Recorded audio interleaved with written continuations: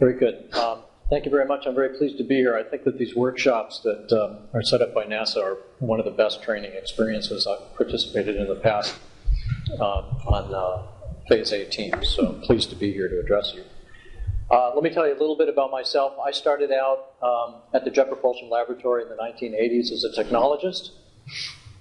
And right around 1990, the Hubble Space Telescope was launched, and it was discovered that there was an optical problem with the telescope. And we had built the main camera in the telescope, and we were in the process of finishing this flight spare camera when it fell to us to figure out a way to fix the Hubble telescope. So I got pressed into my first flight project job to bring some new technology to the table to figure out how to correct the optical aberration in Hubble. And once I got into the flight project world, I was never able to get out of it again.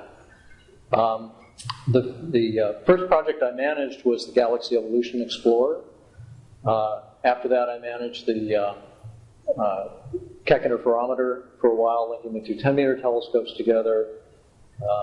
And ultimately, I was the manager of the Kepler project when it was launched in 2009. At any rate, I'm going to talk to you mainly about GALEX, although I've tried to package into about 5 charts the main lessons learned that I wanted to pass on to you, things for you guys to keep in mind as you go forward. But I'll try to illustrate them in the amount of time that we have with some stories and anecdotes from the GALEX mission. So starting out, GALEX stands for the Galaxy Evolution Explorer. It was, in fact, an international mission. In the United States, we had Caltech, Johns Hopkins, UC Berkeley, and Orbital Sciences. In France, we had the Laboratoire d'Astronomie Spatiale, funded by CNES and by CSER. And we also had the Republic of Korea through the Yonsei University. So it was an interesting team. Figure out how to go forward here. The Galaxy Evolution Explorer is a space telescope mission, and it performed the first wide-area ultraviolet imaging and spectroscopic surveys of the heavens.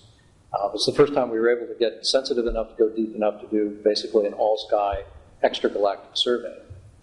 Its primary mission was to map the history of star formation over 80% of the age of the universe, and it was developed over a period of about 4 years, and by the end of in-orbit checkout, we had spent about $72 million, not including the rocket. We avoided the March 4th launch date that Brian Faithfull said to stay away from, so we had a very successful launch, also I think into a 600-kilometer orbit, although with a different inclination, probably the name. And it was intended to operate for 28 months, but it continues to collect unique data as we speak more than 8 years later. Interestingly, also, we flew the largest focal plane array detectors of their kind. These were large microchannel plate detectors, and I'll come back and say more about those later. But my overarching theme here on the slide is that small missions can truly produce remarkable science, and I think you all are aware of that. You wouldn't be in this room. When we launched GALEX, we didn't quite know what we were going to see in the ultraviolet sky, but we started immediately to see things like this, a picture of a nearby galaxy.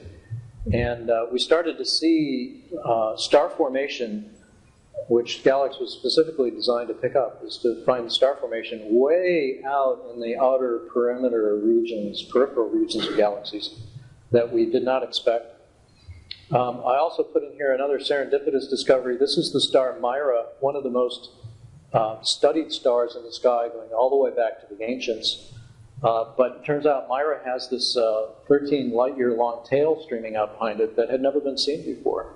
So it was interesting. There are lots of all kinds of surprises that you see when you look at the sky in a new way. At any rate, another thing I'm going to come back to in another chart or two is this period of time.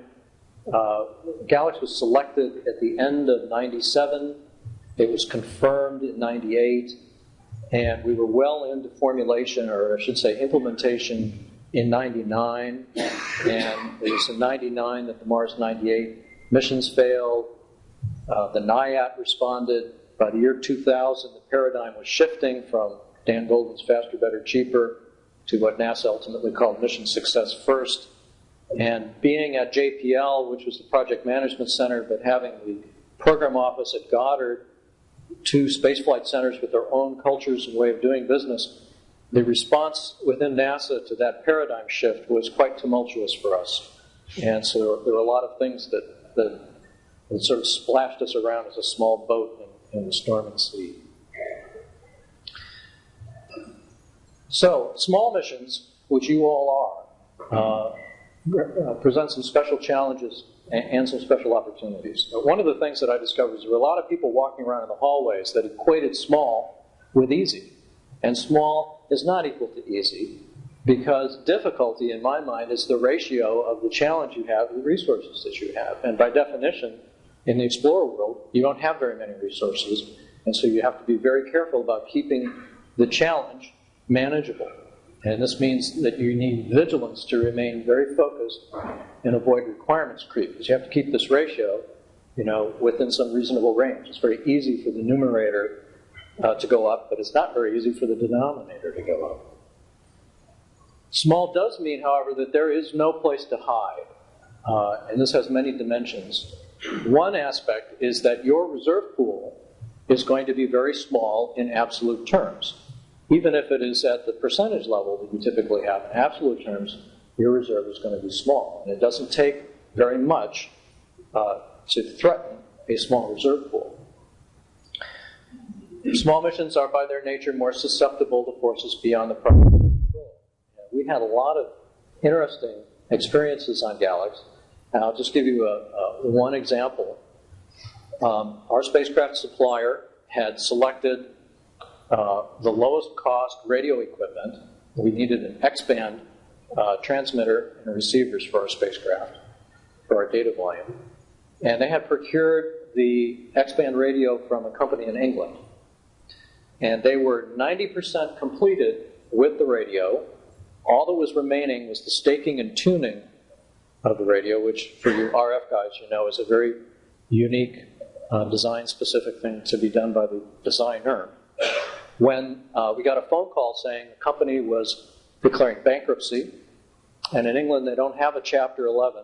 Basically, they said, if you want your radio, you need to come with a final payment and come pick it up from us. So we dispatched our spacecraft manager to England. They made a payment, took possession of the radio in the state that it was in, and brought it back to the United States. We then discovered that it was really not possible to tune and stake the transmitter without the designer who had designed the radio. So we located the designer, who had by then moved to another location, but then we discovered we couldn't ship the radio back to have it finished because the export license we had was with the company that went bankrupt. So there wasn't any way to send it to England to finish it. So we thought the next best thing was we will bring the engineer to America, sit him at a lab bench, give him technicians, and let him finish the radio. And we located this individual, but then we discovered that he was a dual citizen, UK and Iranian. And the company was, the spacecraft supplier was so concerned about the potential to be fined by the State Department for ITAR violations that when the engineer showed up, basically he was led into an empty building in a lab with a soldering iron, told to basically finish the radio as best they could without providing him any technical assistance. And after looking at the work that was done, we discovered that the workmanship was such that the radio had become a doorstop. So now we were very close to having to be finished dumpster diving, looking for an X-band radio, which one night we cannibalized out of another spacecraft. But we discovered that the spectrum is divided between Earth science missions that radiate in one range and astrophysics missions that radiate in a different range. We were an astrophysics mission, but we had stolen the radio. We had cannibalized the radio from an Earth science mission. So we had to go to the NTIA, we had to get different licenses, and of course the radio had a different modulation scheme, so we had to buy different demodulators for the ground stations. So there were just ripple effects that wound up costing an awful lot of money to repair. And of course, it was not anything we really could have anticipated. So things will happen to you, and they can happen to you, that are outside of your control. All right, so a small mission demands that you have 18 players because you don't have very many people on your team, so demand 18 players. And for project managers, you've got to be pretty ruthless about removing low performers quickly. Don't delay in removing low performers. You need people with broadband capability. This is generally not so much of a problem in small organizations, but when you get into large organizations that are accustomed to doing large, complex missions, they tend to be organized, very compartmentalized by specialty, and they tend to have lots of specialists and not so many generalists. And on small teams, you need generalists or broadband people. So this can be more of a challenge. Generally, you can find specialists and buy them by the yard as you need them. And being a small mission puts a real premium on proactive problem solving. Another thing I discovered is that somewhere along the way, some element of your team is going to start getting in over their head, and they're going to need some help. And what I encounter time and again is that when you try to offer help from somebody who feels like they're treading water, the tendency is for them not to want the help for a couple of reasons. One is that I think it impacts the ego to acknowledge that you need help. But then if somebody new is coming in, it's going to take some of your time to bring new people up to speed, and you always feel like you don't have the time. If you're going to finish, you can't spare the time to bring somebody new and up to speed. And so what I've learned is that if there's a struggle and you get the argument that we don't have time to bring help up to speed, that's always the wrong answer. You want to bring new people in to help out. So you've got to be very proactive in discovering when people are starting to tread water. There are, however, some advantages of a small mission. One thing is the project manager is much closer to the technical work because the team is small. And somewhere there's actually a photograph of me in a bunny suit straddling the top of a thermal vacuum chamber, tightening bolts, because we had a semi-infinite number of bolts to tighten as we modify the thermal vac chamber. So everybody pitches in to do whatever needs to be done, whether it's a white-collar job or blue-collar job. And I found that enjoyable. And you have a better visibility across the whole activity. And this can be important in that small missions, I think, can more easily fly under the bureaucratic radar, particularly if you're in an institution where there are also big projects going on. You can sort of draft behind them and stay under the radar, although I have to say that I think the bureaucratic radar is becoming more powerful over time, so it's harder to elude the radar. So here's some postcards for your consideration. 5 things that I think you want to try to get right during formulation. One is the organization.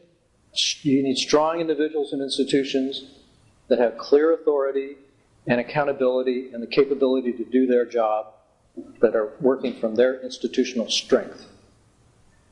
The key relationship on the project, in my judgment, is between the PI and the project manager, and this relationship has got to be strong and trusting between the two, because if it's not, it won't work. On GALEX, I had the privilege of working with a very talented PI, and we worked very well together. But I've seen other examples where the relationship between the PI and the PM is not healthy, and it always leads to very serious social dynamics problems across the whole project because the team takes its lead from the people at the top. Your project systems engineer has got to be broadband, and he has to understand, or she needs to understand, both the science requirements and the engineering requirements.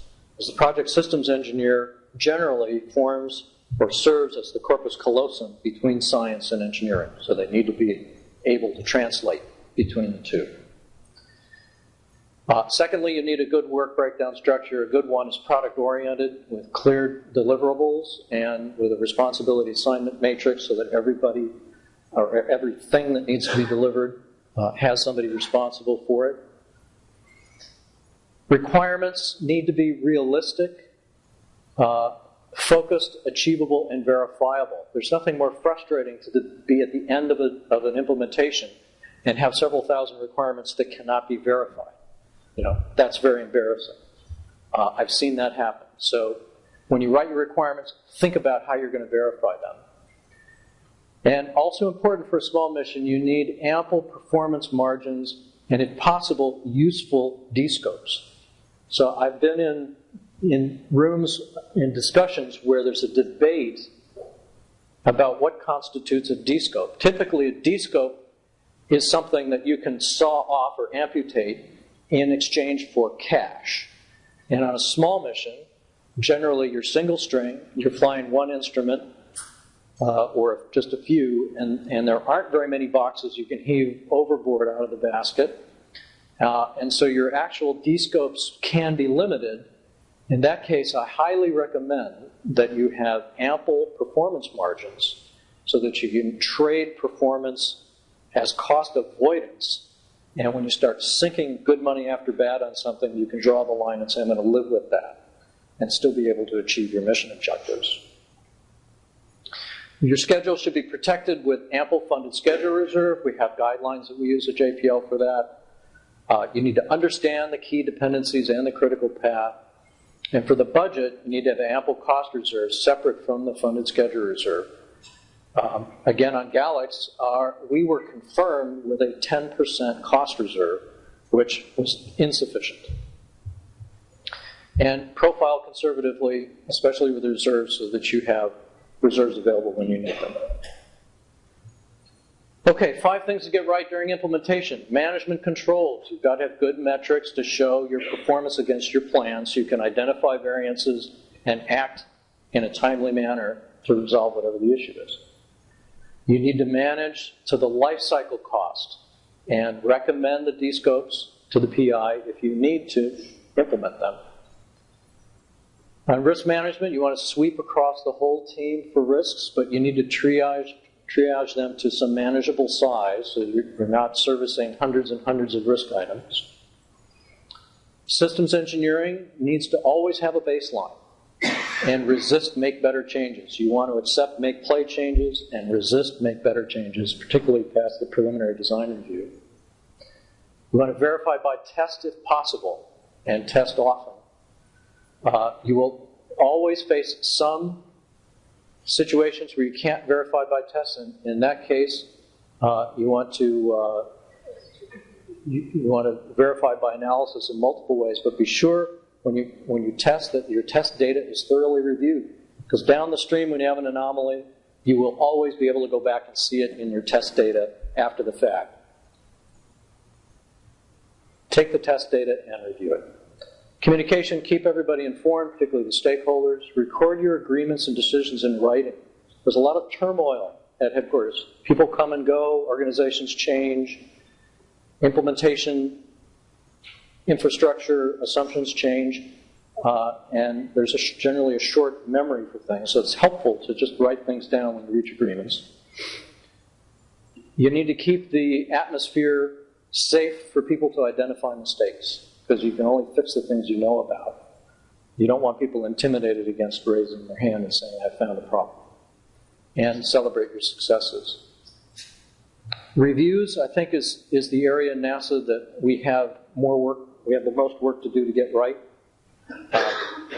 Emphasize penetrating peer-to-peer reviews. People get down into schematics and drawings, and avoid the PowerPoint parades as much as you can. Again, this is another area that you don't have a lot of control over. But beware of PowerPoint poisoning. And in safety and mission assurance, you need to find cost-effective ways to meet the intent of this without going overboard. And then finally, things to keep in mind. Many members of the science team are instrumentalists and good engineers, so use them. Scaling is often a riskier area than people appreciate. This was particularly true for the detectors on GALEX. They were the largest ever flown. They almost couldn't be made. And we had the opportunity to descope their size, but we took it too late. And we missed the opportunity to descope them. Inheritance and reuse are usually exaggerated. Descopes are usually invoked too late. And here's a quote from my friend Jim Brown at Orbital. Every box needs a mother or it becomes one. Another truism, risk acceptance of stakeholders diminishes monotonically over time. When you get to the launch pad, everything is Class A. And it's very difficult to buy risk down after the fact. This was really true of us when NASA shifted from faster, better, cheaper to mission success first and wanted to buy our risk level down, it's really hard to do that after the fact. And again, reiterate, if you can't verify by test, be very careful that you have cross-checks on verification and beware of test-like reply exceptions. Ensure that the subsystem cogs and the scientists review the test data, get to the root cause of anomalies, don't jump to the first possible explanation for an anomaly, get to the root cause with confidence. Pay attention to validation as well as verification. There are a lot of organizations that are good at verifying requirements and checking off boxes on lists. But in the end, validation is what tells you that you've got something that will actually do what you need it to do. Make decisions in a timely manner, and when you're in doubt, take the path of least regret.